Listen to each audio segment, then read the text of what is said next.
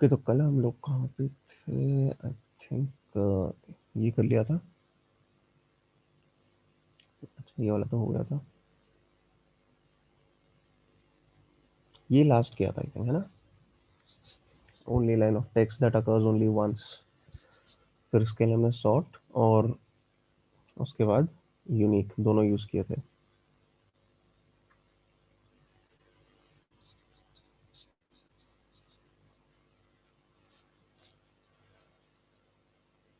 तो अब नेक्स्ट जो है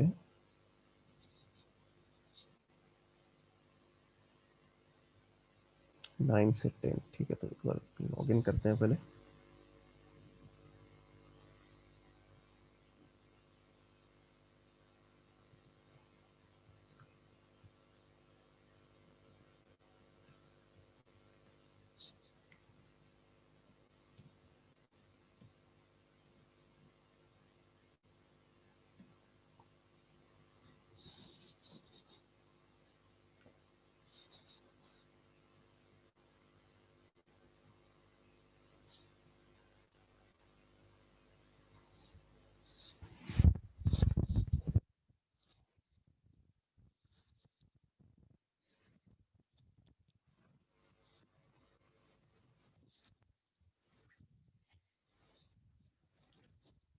ठीक है, तो यहाँ लॉग इन हो गया इस वाले में।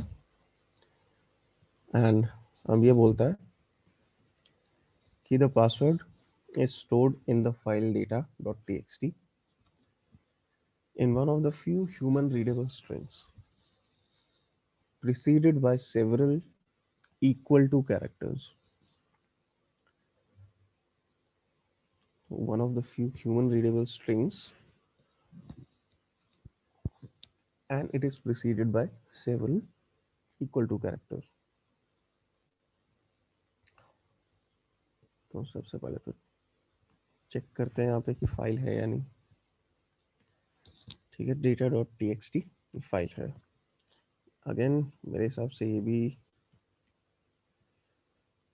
अच्छा, ये बाइनरी फाइल है, तभी उसमें कहा है कि जो है इसमें ह्यूमन रीडेबल स्ट्रिंग्स कम है। अगर इसको डायरेक्ट कैट करेंगे तो इस तरह से कुछ दिखेगा। तो अब यहाँ पे कौन सा कमांड यूज कर सकते हैं?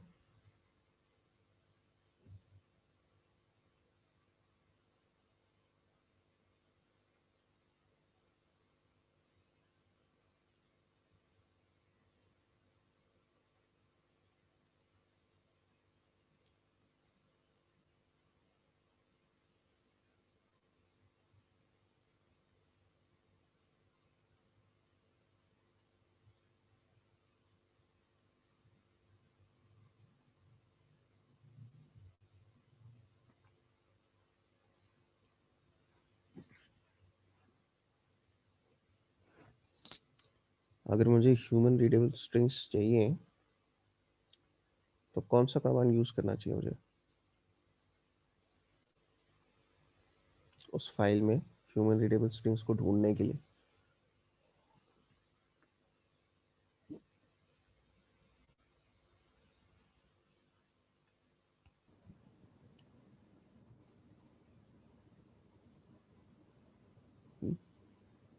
No idea sir.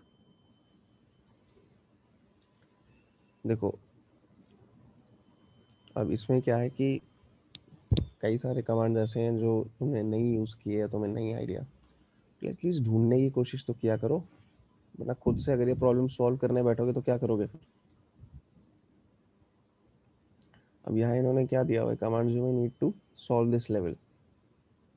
अब ऑब्वियसली ये सारे कमांड्स तो यहाँ पे काम आएंगे नहीं, और इसमें से कौन सा ऐसा है जो यूज हो सकता है इस काम के लिए? अच्छा, अगर तुम ये प्रॉब्लम खुद सॉल्व कर रहे होते, ठीक है, यहाँ पे मैं क्लास में नहीं कराता, तो कैसे इसको अप्रोच करते, क्या करते फिर? अगर नहीं पता इसका आंसर कौन सा कमांड है, फिर क्या करते नेक्स्ट स्टेप? Google search. क्या सर्च करते? सीधा आंसर सर्च करते या? नहीं, मतलब ये सबसे पहले तो एक कमांड्स वगैरह देख लेते एक बार, और एक बार थोड़ा रीड कर लेते, मैनुअल वगैरह पढ़ लेते। मैनुअल पढ़ते हैं, है ना? हम्म। तो वो चीज़ यहाँ भी कर लिया करो। आदत डालोगे नहीं अगर खुद से सॉल्व करने की ना, तो फिर वो आदत डालनी बाद में मुश्किल हो जाएगी। इसलिए इस चीज़ की भी आदत डालो। अब अगर मुझे नहीं पता ये कमांड, चलो मेरे को ग्रेप पता है किस लिए है, मैंने ग्रेप यूज़ किया। मेरे को सॉर्ट पता है, सॉर्ट मतलब सीधा फाइल कंटेंट सॉर्ट करने के लिए। यूनिक मतलब यूनिक जो है लाइंस, वो आउटपुट में लेने के लिए। अब मैंने स्ट्रिंग्स अगर नहीं यूज़ किया, मैं क्या कर सकता हूँ? सिंपली इधर आया टर्मिनल पे और इसकी मैनुअल पढ़ लूंगा मैं। Man strings. अच्छा, इसका जो यहाँ पे छोटा सा डिस्क्रिप्शन है, उसमें print the strings of printable characters in files. Printable characters मतलब जो यहाँ पे ह्यूमन रीडेबल कैरेक्टर्स जिनको कहते हैं। ये वाले जो इस तरह से जो यहाँ पे आया है आउटपुट में, इस तरह के क्या, ये प्रिंटेबल नहीं है, ह्यूमन रीडेबल नहीं है। ये क्या है? ये हमें समझ नहीं आएगा क्या चीज़ है ये। लेकिन अगर मुझे सिर्फ प्रिंटेबल मतलब ह्यूमन रीडेबल कैरेक्टर्स चाहिए, या प्रिंटेबल कैरेक्टर्स चाहिए, जो भी बोलना चाहो, तो उस चीज़ के लिए स्ट्रिंग्स का यूज़ किया जा सकता है। तो अगर मैं ये चीज़ करता हूँ, ये कमांड रन करता हूँ स्ट्रिंग्स, और मैंने इनपुट दे दिया इसको कि मुझे data dot T X T file पर रन करना है ये कमांड, तो अब यहाँ पे सिर्फ जो ह्यूमन रीडेबल स्ट्रिंग्स हैं वो आएंगी आउटपुट में। ठीक है, लेकिन एक चीज़ और मेरे को यहाँ पे करनी चाहिए ताकि पूरा आउटपुट ना छांटना पड़े। अब इसने क्या बोला? It is in one of the few human readable strings. दूसरी चीज़ जो बोली है, it is preceded by several equal to characters. तो यहाँ पे मैं ऐसा क्या कर सकता हूँ जिससे कि मेरी सर्च जो है वो नैरो डाउन हो जाए, और मुझे सिर्फ इक्वल टू कैरेक्टर्स वाली ही चीज़ें दिखें, जो क्राइटेरिया हमें स्पेसिफाई किया हुआ है कि उसी हिसाब से मुझे रिजल्ट्स दिखें और पासवर्ड तुरंत पता चल जाए।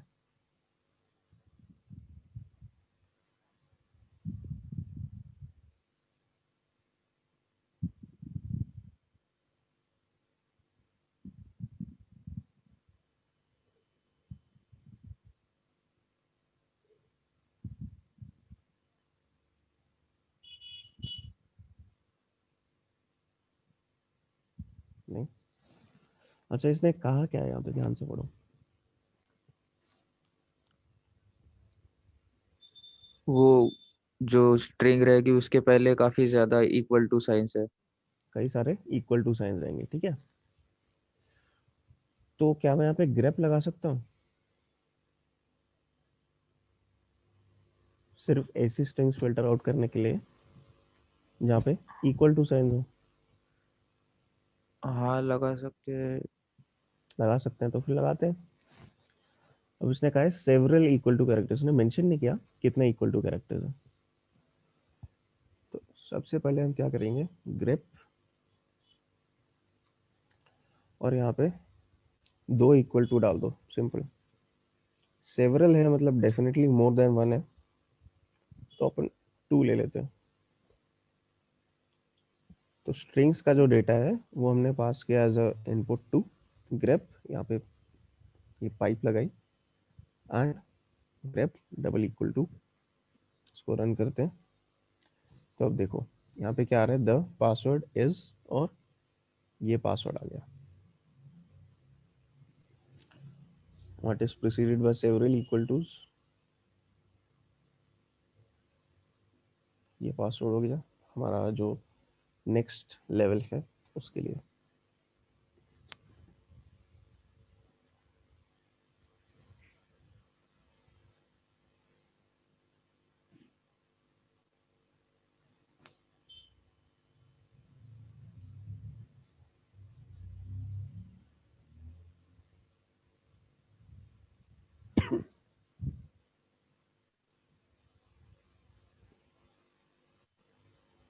password for the next level is stored in the file data.txt, which contains base64 encoded data.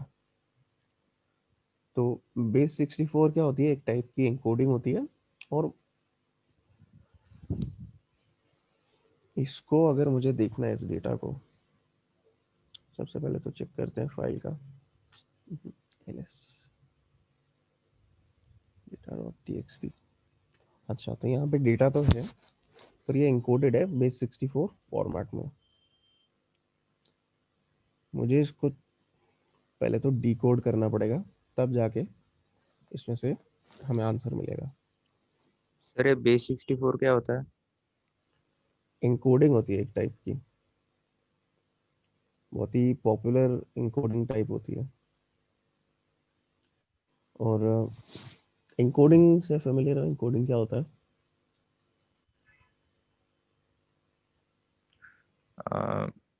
किसी चीज को एनकोड करना मतलब साइफर फॉर्म में कन्वर्ट करना।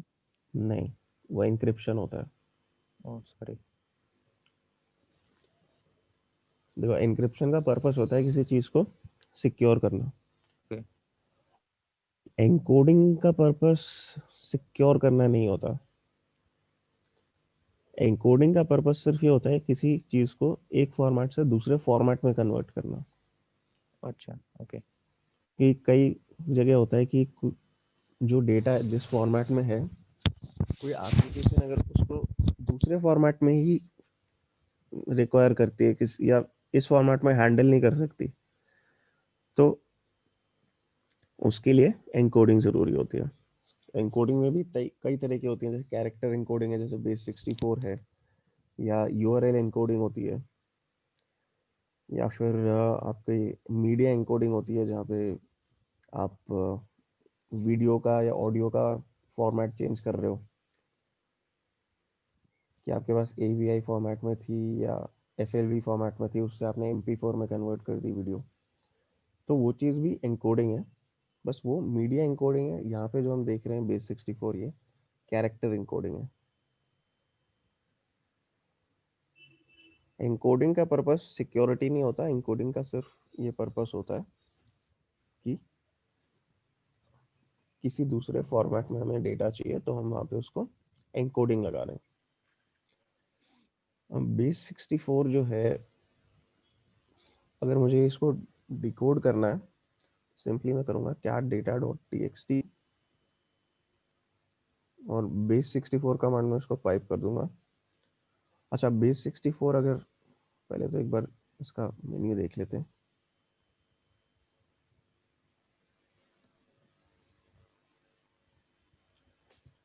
ऐसे नहीं खुलेगा ये, हेल्प ऐसे खुलेगी इसकी।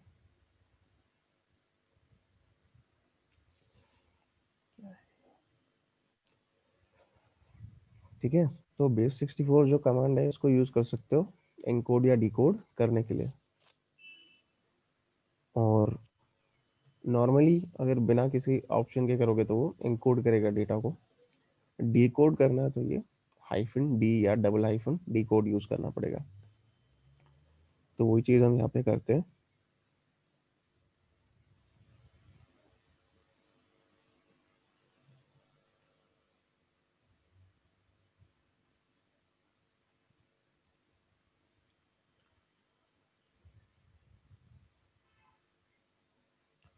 -d भी यूज करोगे तो चलेगा, तो एक ही वो है। ठीक है, तो कह रहा है द पासवर्ड इज, ये आ गया पासवर्ड हमारे पास। ठीक है,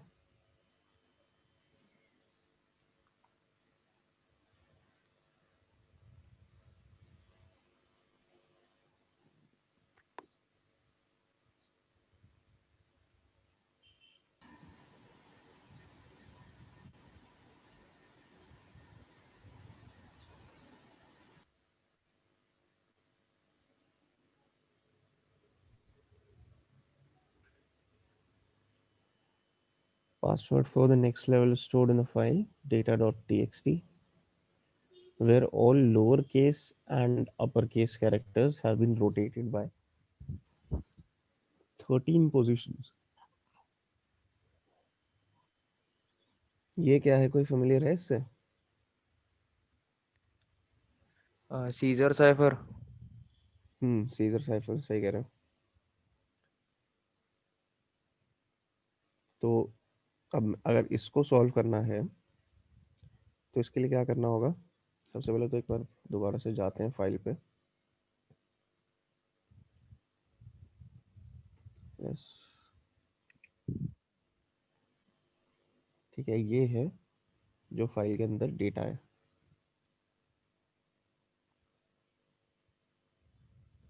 तो इसको सॉल्व करने के लिए क्या करना होगा मेरे को यहाँ पे? 14 से 15 तक आप पहुँच गए।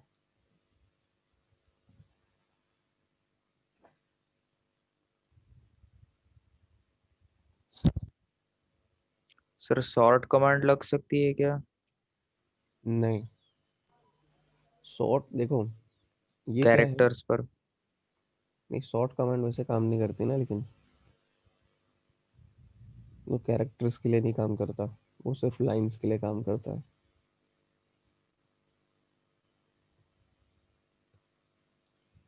सॉर्ट यहाँ पे नहीं है ऑप्शन हमारे पास यूज़ करने का। देखो, जो इन्होंने कमांड यहाँ स्पेसिफाई किए हुए, मैं पहले बता रहा हूँ, ज़रूरी नहीं कि सारे यूज़ होंगे। वो लोग कंफ्यूज करने के लिए डालते हैं। यहाँ पे ग्रेप, सॉर्ट, यूनिक, स्ट्रिंग्स, इन सब का कोई काम नहीं है। बेस 64 तो यहाँ पे इन्वॉल्व है ही नहीं। तो इसका एक सिंपल तरीका है, पता है? एक वेबसाइट है, rot13.com।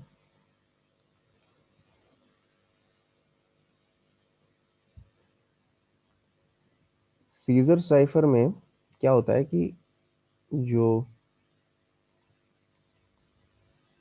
ये अल्फ़ाबेट्स हैं प्लेन टेक्स्ट के, उनको रोटेट करते हैं by a certain number of positions, तो जाके साइफर टेक्स्ट मिलता है। ठीक है, सीजर साइफर एक तरह का, मतलब रोटेशनल साइफर है। यहाँ पे इसने क्या बोला है कि it has been rotated by 13 positions. तो इस तरह का जो साइफर है उसको कहते हैं रॉट 13। रोटेट करना बाय 13 पोजीशंस का मीनिंग क्या होता है, देखो एक बार। मान लो मैंने ए लिखा, तो उसका क्या आ जाएगा? एन, क्योंकि उसको 13 कैरेक्टर शिफ्ट करोगे तो एन पे पहुंचोगे। इसी तरह से यहाँ पे अगर कोई भी और रोटेशन भी लगाना चाहो, रॉट 1 में क्या हुआ? ए से बी पे पहुंच गए, बिकॉज शिफ्ट हो गया बाय 1 कैरेक्टर। रॉट 2 करोगे तो ए का सी बन जाएगा। ऐसे ही कोई भी अगर मेरा कैरेक्टर है, मैं उस पर कुछ रोटेशन लगा रहा हूँ, डिपेंडिंग ऑन क्या उसकी की है। की in this case is the number. यहाँ पे की 2 है, अगर मैं की 3 कर देता हूँ तो ए का ए रोटेट होके डी बन जाएगा, क्योंकि ए के बाद थर्ड क्या आता है? बी, सी और डी। रॉट 13 में सिंपली क्या होता है? 13 कैरेक्टर शिफ्ट हो जाता है वो। अब मैक्सिमम रोटेशन कितनी आ सकती है इस केस में?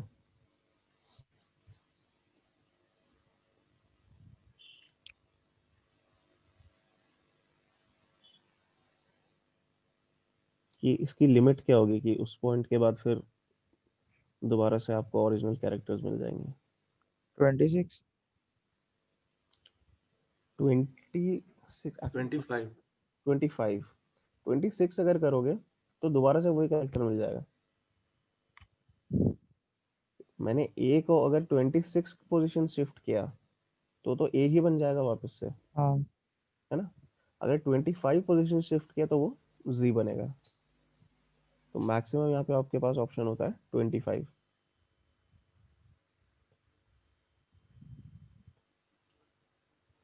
तो अब इसने क्या कहा है यहाँ इस वेबसाइट पे, मैं वापस अगर आता हूँ तो ये कहता है where all characters have been rotated by 13 positions. मतलब रॉट 13 अप्लाई हुआ है वहां पे।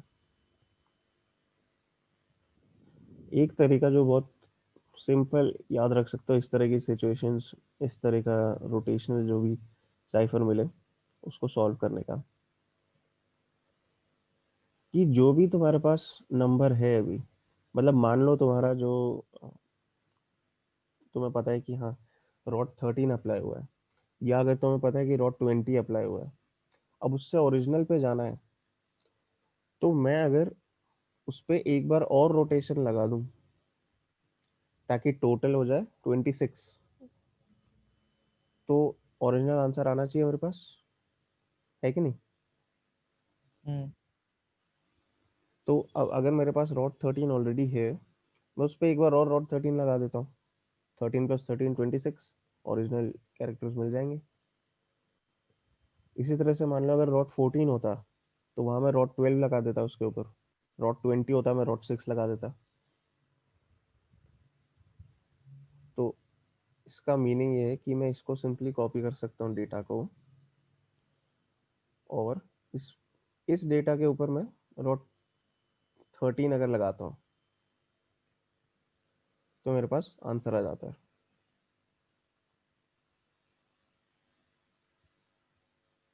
द पासवर्ड इज, और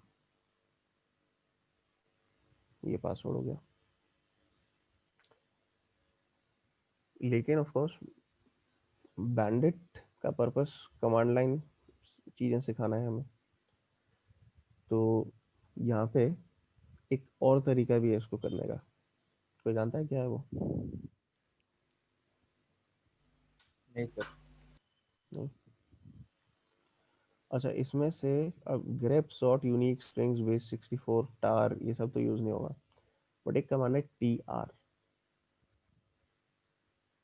टी आर का मतलब होता है ट्रांसलेट।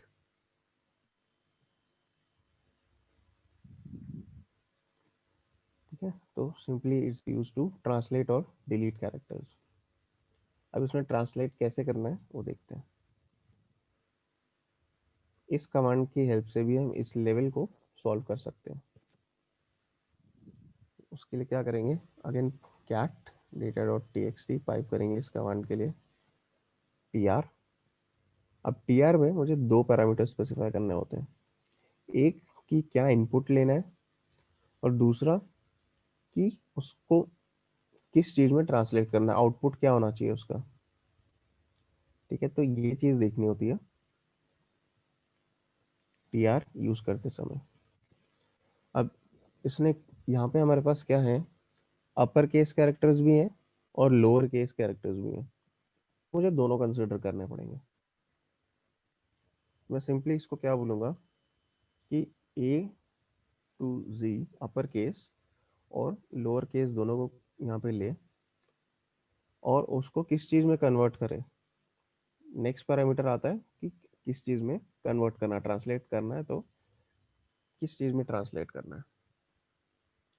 अब हमारा यहाँ पे क्या गोल है कि रोट 13 अप्लाई करना है इसके ऊपर। तो अगर अप्लाई करना है, उसमें क्या हो जाता है हमारे पास, अगर मैं ए लिखता हूँ, ए का बन जाता है एन। ठीक है, तो A to G should be translated to N to G. और उसके बाद अब हमें तो पता है कि एक बार आप जी पे पहुंच गए, उसके बाद आपको वापस रोटेट करके ए पे आना होता है, लेकिन इसको समझाना पड़ेगा। तो एन टू जी के बाद वापस से ए, और ए से लेके एम तक। तो मैं इसको ये कह रहा हूँ कि ए टू जी जो है, उसको जब ट्रांसलेट करोगे तो इस तरह से करो कि ए का एन बन जाए, एंड हमने क्योंकि यहाँ पे हाइफन स्पेसिफाई किया, तो वो उसको एज अ रेंज ट्रीट करेगा, ए टू जी, और उसके बाद एक बार अगर जी पे पहुंच गए तो वापस ए पे आ जाओ, एंड फिर वहां से लेके एम तक। और सेम चीज लोअर केस के लिए।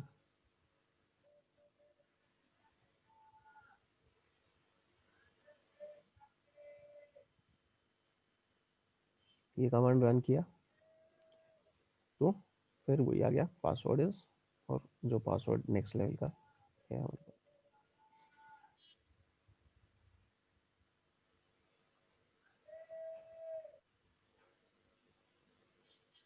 तो ये दो तरीके होते हैं इस तरह के क्वेश्चंस को सॉल्व करने के।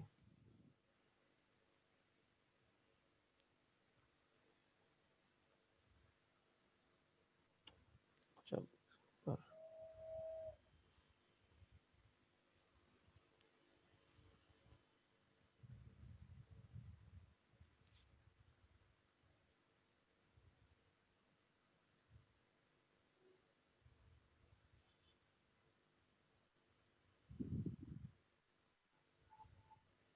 शायद क्या कह रहे हैं, the password for the next level is stored in file later, okay, which is a hex dump of a file that has been repeatedly compressed. Okay, for this level it may be useful to create a directory under temp in which you can work using make dir. For example, make dir temp, मैंने अच्छा मतलब वो तो example दिया हुआ है ऐसे ही।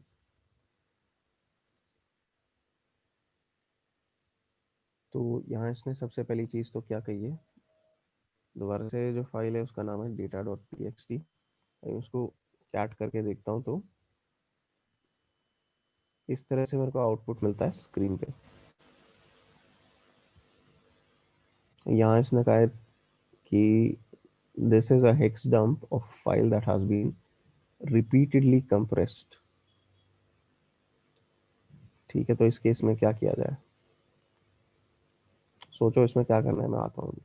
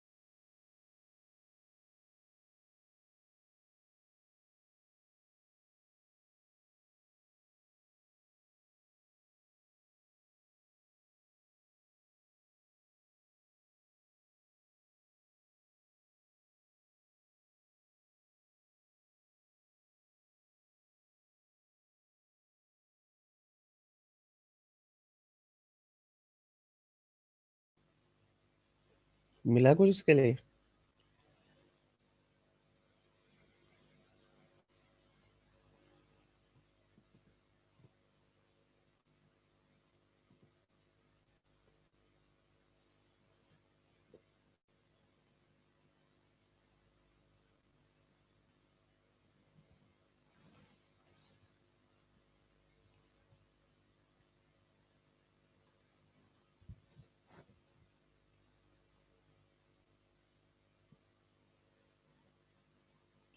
Hello sir. हाँ बोलो। ये मतलब ये हेक्स फॉर्मेट में है ना फाइल, और मल्टीपल टाइम्स कंप्रेस हो रखी है, तो शायद उसको कंप्रेस किया तो क्या चीज़? डीकम्प्रेस किया तो फाइल को, मतलब जैसे कि यहाँ पे डायरेक्शंस दिए गए हैं कि ये फाइल की जो डेटा जो है वो एक टेम्पररी फोल्डर में फाइल क्रिएट करके उसमें वो कंटेंट पेस्ट करके उसके ऊपर काम करो। ठीक है, वो तो अपन करेंगे, काम करेंगे उसमें, नो प्रॉब्लम देयर। लेकिन सबसे पहले यहाँ पे क्या दिया हुआ है कि ये जो फाइल है, this file is a hex dump of a file that has been compressed. तो data dot T X T को कंप्रेस नहीं किया हुआ, पर ये जो हेक्स फॉर्मेट में डेटा है, ये डेटा ऐसी फाइल को बिलोंग करता है जो मल्टीपल टाइम्स कंप्रेस हुई है। तो मुझे सबसे पहले तो हेक्स डंप से बाहर निकलना है, उसको कन्वर्ट करना है रेगुलर डेटा में। ठीक है, क्योंकि हेक्स डंप, जो हेक्स डंप है डायरेक्टली उस पर हम काम नहीं कर सकते।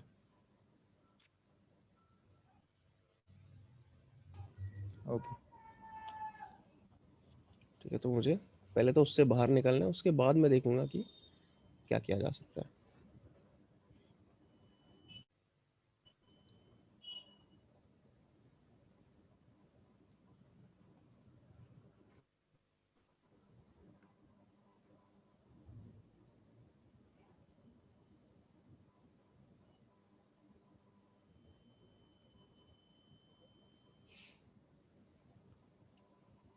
तो यहाँ पे जो कमांड्स मेंशन है, इसमें से इस काम के लिए क्या यूज़ कर सकते हैं?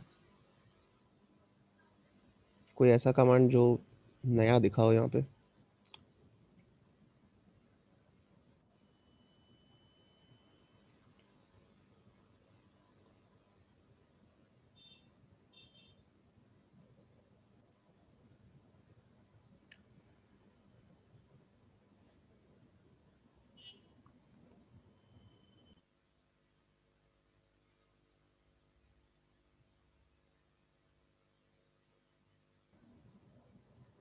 ये बीजिप 2 नया है क्या सर? बीजेप, चलो बीजेप तो ठीक है, मतलब नया तो है, बट द थिंग इज बीजेप टू यहाँ पे काम नहीं आएगा इसके लिए, हेक्स डंप को रिवर्स करने के लिए। एक कमांड है एक्स एक्स डी। ठीक है, हेक्स डंप पे काम करने के लिए इसको यूज़ कर सकते हैं। अब इस कमांड का अगर मैं मैनुअल देखने जाऊँ, एक्स एक्स डी, तो सिंपल ये क्या कहता है, मेक अ हेक्स डंप और डू द रिवर्स। इसका मतलब कि रिवर्स करने के लिए भी हम इसको यूज़ कर सकते हैं।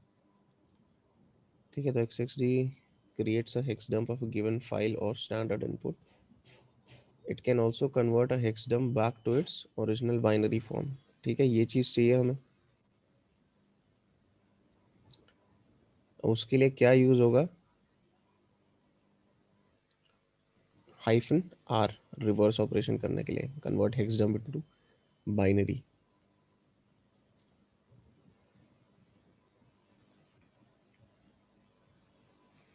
तो सबसे पहले तो क्या करते हैं,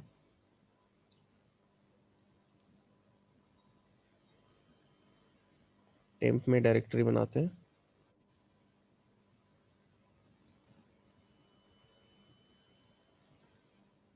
एग्जिस्ट, अच्छा, ये भी एग्जिस्ट करती है। ठीक है, इन्हीं में से किसी डायरेक्टरीज में काम कर ले जाते हैं। अब क्या करते हैं कि या तो फिर एक काम करते हैं, न्यू क्रिएट कर लेते हैं। ओके, ये क्रिएट हो गई। अब मैं क्या करूँगा, XXD हाइफन आर रिवर्स करने के लिए, और इनपुट में इसको दे दूंगा डेटा डॉट टी, और ये मुझे कहाँ आउटपुट चाहिए, अपने टेम्प वाला जो न्यू डायरेक्टरी है उसके अंदर एक डेटा नाम की फाइल बना देते हैं। अब वहीं जाते हैं, तो हमारे पास फाइल है डेटा नाम की। इसको अगर मैं कैट करता हूँ तो क्या आता है, ये है बाइनरी कंटेंट मेरा इस फाइल का। ठीक है, तो हेक्सडम्प से हमने इसको वापस बाइनरी में ले लिया। तो हेक्सडम्प वाला पोर्शन तो एलिमिनेट हो गया। तो अब ये क्या है, simply a file that has been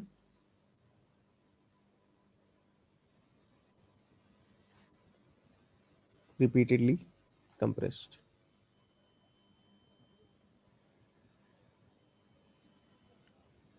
तो रिपीटेडली compressed अगर वो है, और मुझे पता करना है कि भाई क्या यूज़ करूं, तो किस तरह से हम यहाँ पे प्रोसीड कर सकते हैं आगे। मुझे पता है कि हाँ, ये फाइल जो है कंप्रेस्ड है किसी तरह से, इसका जो डेटा है कंप्रेस्ड है, मुझे एक्सट्रैक्ट करना है। लेकिन एक्सट्रैक्ट करने के लिए कई सारे जो हैं टूल्स हैं, क्या यूज़ करोगे वो उस पर डिपेंड करता है कि कंप्रेस क्या यूज़ करके हुई थी वो फाइल। तो आगे बढ़ने के लिए फिर क्या करना चाहिए हमें यहाँ पे, सबसे पहली चीज़ वो डिकम्प्रेस करना पड़ेगा। डिकम्प्रेस तो करेंगे, लेकिन कैसे डिकम्प्रेस करना है, क्या टूल यूज़ करूँ मैं डिकम्प्रेस के लिए।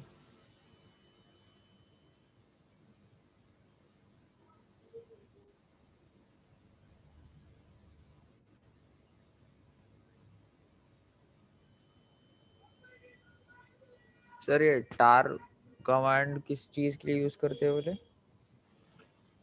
टार भी एक कमांड है जो आप कंप्रेस डिकम्प्रेस करने के लिए यूज़ करते हो। हाँ, और ये मतलब टार जीजिप बीजीप ये सब सिम ना? सारे सेम चीज़ के लिए, कंप्रेस और डिकम्प्रेस करने के लिए।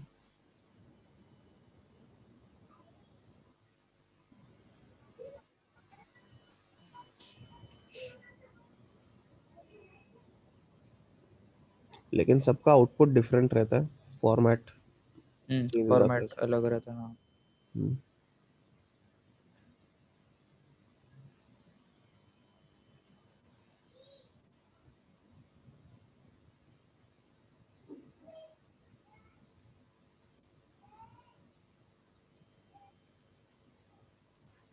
तो अगर मुझे पता करना है किस तरह की फाइल है, किस चीज़ से कंप्रेस हुई है, तो मैं क्या यूज़ करूँगा कमांड यहाँ पे,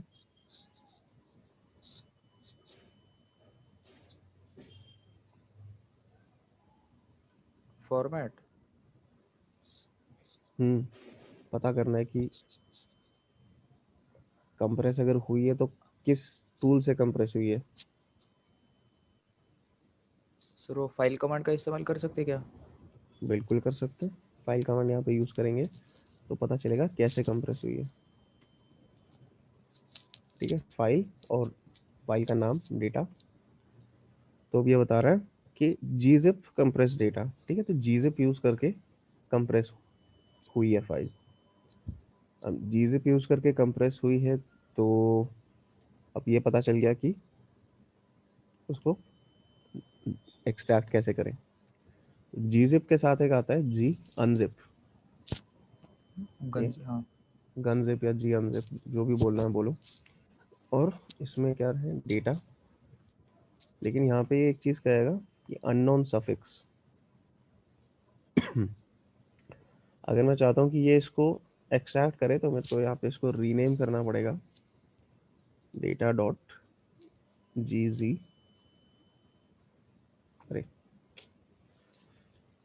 दो होते हैं, डेटा डॉट जी जी, तो मैं इसको रीनेम करूँगा यहाँ पे। अब मैं कर सकता हूँ जी अनजिप डेटा डॉट जी जी को। ठीक है, चेक करते हैं क्या आया हमारे पास। फाइल आ गई डेटा नाम की।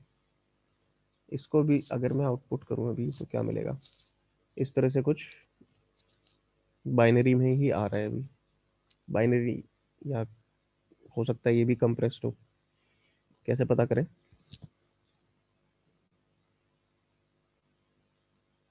वापस फाइल कमांड का इस्तेमाल करके। वापस फाइल यूज करेंगे, सिंपल।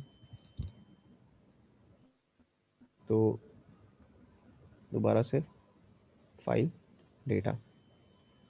अच्छा, अब बता रहा है ये बीजिप टू कंप्रेस डेटा है।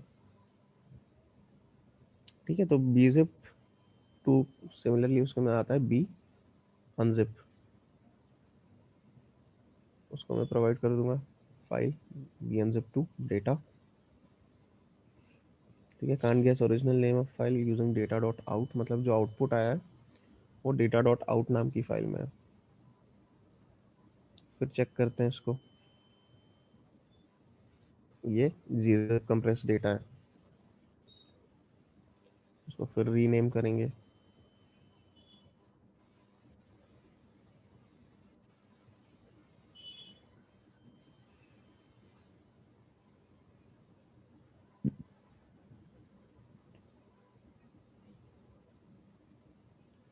फिर से डेटा। अच्छा, अब ये बता रहे हैं पोसिक्स टार आर्काइव। तो अब क्या यूज करेंगे? टार। टार यूज करेंगे। और टार में अगर मेरे को कुछ पता करना है कि क्या यूज करना है तो अगेन मैन यूज कर सकते हैं। टार इज एन आर्काइविंग यूटिलिटी। अब इसके ऑप्शंस मुझे देखने पड़ेंगे कि क्या यूज करना है। ठीक है, एक्सट्रैक्ट करना है तो ये हाइफन एक्स लगेगा, extract files from an archive. और एक और यहाँ पे लगेगा ऑप्शन, कोई बता सकता है क्या लगेगा?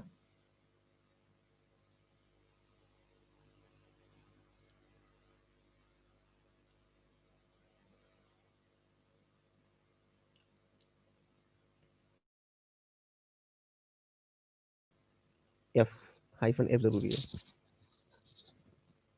टार हाइफन एक्स एफ। एफ मतलब फाइल नेम स्पेसिफाई करने के लिए। फाइल नेम क्या है हमारे पास? डेटा।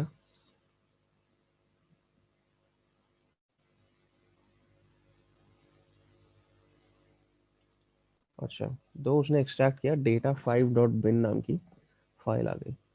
पहली बात तो डेटा हटा देते हैं। अब चेक करते हैं ये किस तरह की फाइल है। अच्छा, ये भी टार आर्काइव है, सेम चीज करो।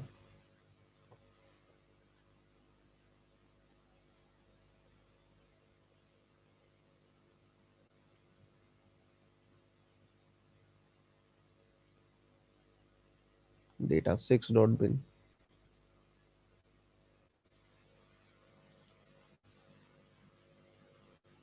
अब ये फिर बीजिप कंप्रेस फाइल है, डेटा 5 को हटाते हैं।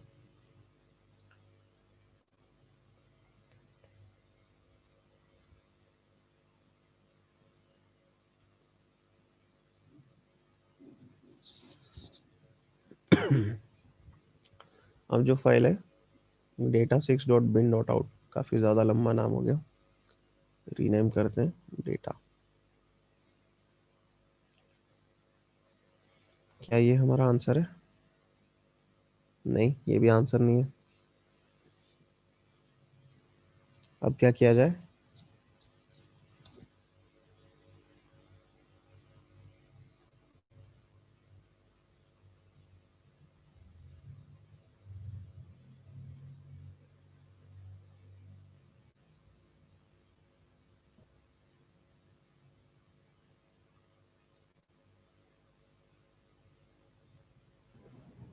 वापिस एक बार फाइल चेक करें, फाइल टाइप। वापस करते हैं, है ना?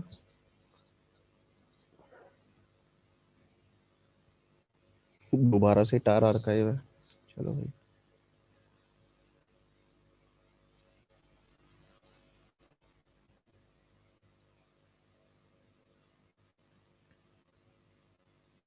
डेटा 8.bin, इसको सबसे पहले तो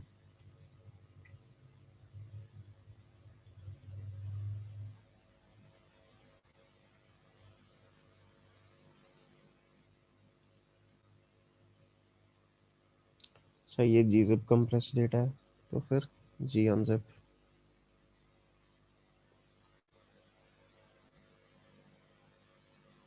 अच्छा, ये करेगा नहीं ना।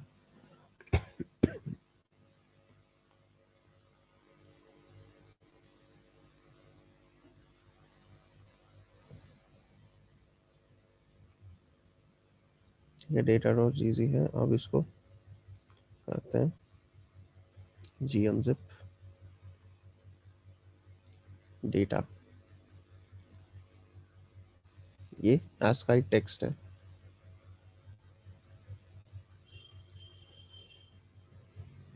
तो ये आ गया नेक्स्ट लेवल का password.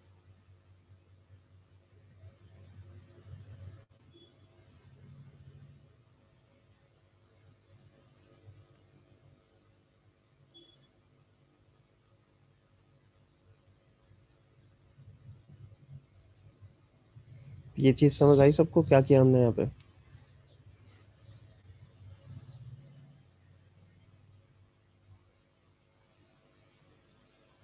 Yes sir. Yes sir. ठीक है, इसमें कोई डाउट तो नहीं है कुछ? No sir.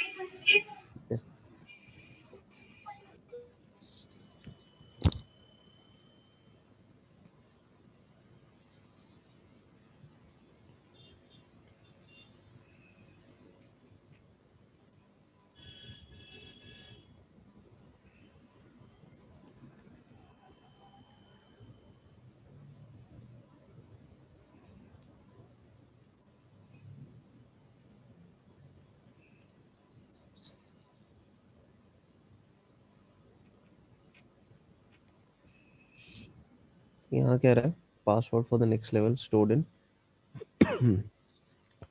bandit pass bandit 14 and can only be read by user bandit 14. So for this level you don't get the next password, but you get a private SSH key that can be used to log in.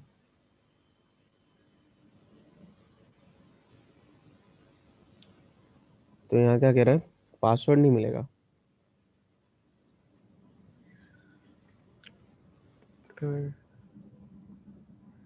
लेकिन SSH की मिलेगी।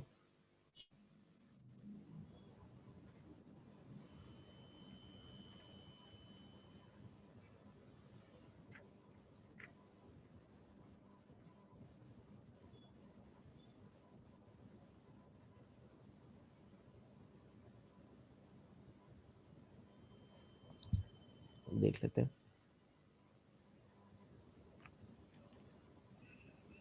तो यहाँ पे एक SSH की है, इसको कैसे यूज कर सकते हैं और क्या कर सकते हैं यहाँ पे?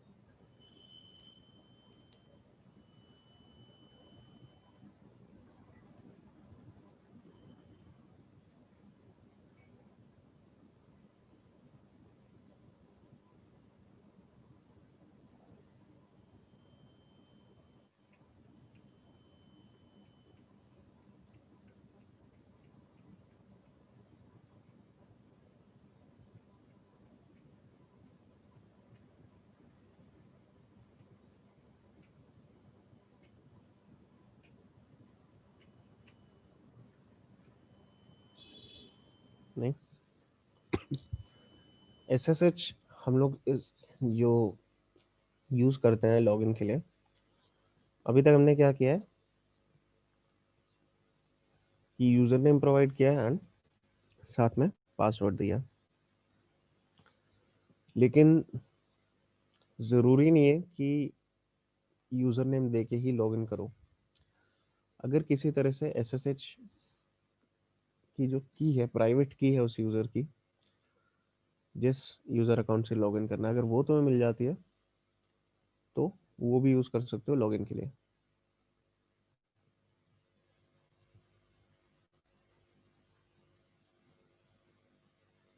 तो यहाँ पे हमारे पास क्या है,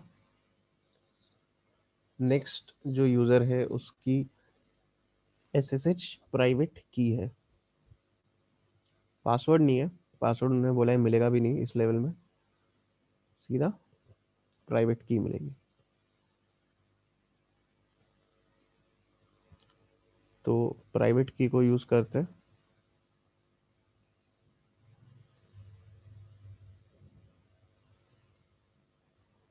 अच्छा, अभी मैं क्या हूँ, लॉग्ड इन हूँ एज बैंडेड 13, ठीक है।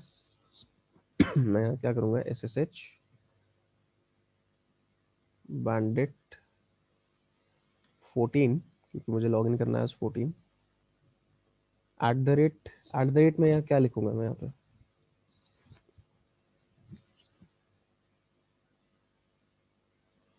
ओवर द, नहीं हाँ वो प्राइवेट एसएसएच। नहीं, प्राइवेट SSH की तो मैं प्रोवाइड करूंगा, बट @ में तो होस्ट का नाम आता है ना। प्राइवेट SSH की तो बाद में एज ए सेपरेट पैरामीटर में प्रोवाइड करूंगा उसको।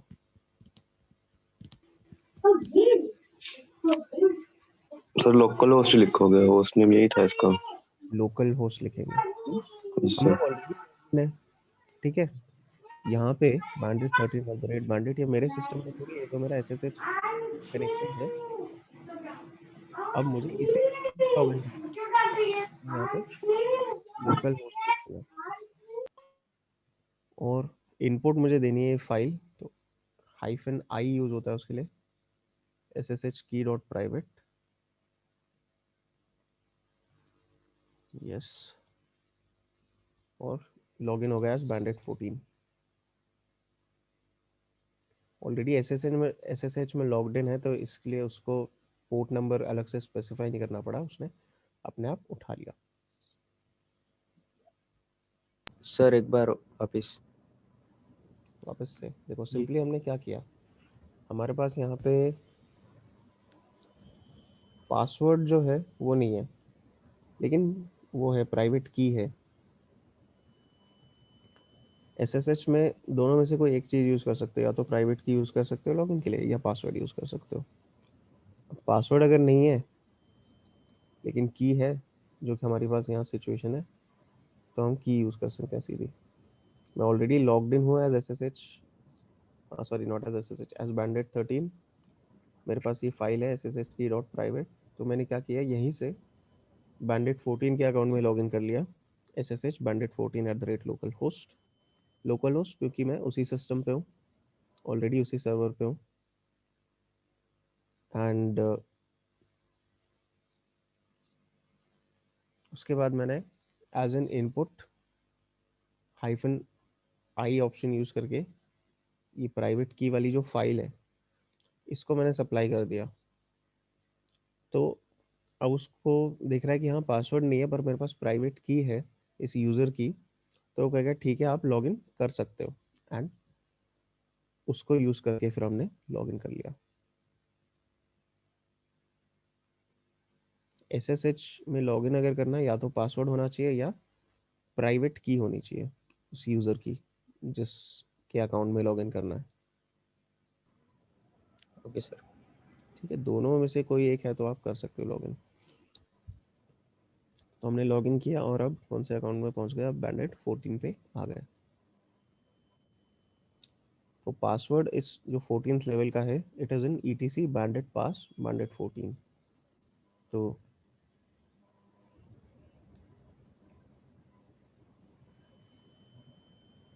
एक्चुअली जितने भी लेवल्स हैं सबके पासवर्ड इस डायरेक्टरी में है बैंडेड पास, ठीक है। तो यहाँ पे पासवर्ड्स इन्होंने स्टोर किया हुआ है। मुझे बैंडेड 14 का देखना है, मैं सिंपली बैंडेड 14 का देख लूँगा, ये पासवर्ड है। हालांकि लॉगिन करने के लिए ज़रूरत नहीं थी इसकी, बट अगर पासवर्ड देखना चाहो कि हम बाद में एक्सेस करना है और सीधा फिर 14 में ही लॉगिन कर लिया, तो ये पासवर्ड है।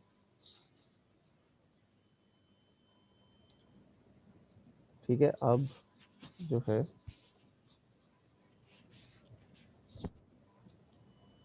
पहली बात तो ये सारी चीज़ें खुद से ट्राई करो। ठीक है, सारे कमांड यहाँ पे बैंडेड में, मैंने बैंडेड स्पेशली यहाँ पे इसलिए करवाया बिकॉज इस इसमें जो कमांड्स बताए हुए हैं, इसमें जो टूल्स बताए हुए हैं, ये सारे लिनक्स में काम करने में बहुत ज़रूरी टूल्स हैं। ठीक है, ग्रेप कहाँ कहाँ यूज़ हो सकता है, सॉर्ट, यूनिक, ये कहाँ यूज़ होंगे, इसी तरह से बाकी जो हमने टूल्स देखे, बाकी जो कमांड्स देखे, ये सारे आने चाहिए। You should be familiar with all of these commands. तो ये सारी चीज़ें खुद से भी करना, एक बार एटलीस्ट एक बार करो। एंड ठीक है, कल हम लोग क्या करेंगे कि पूरा टाइम में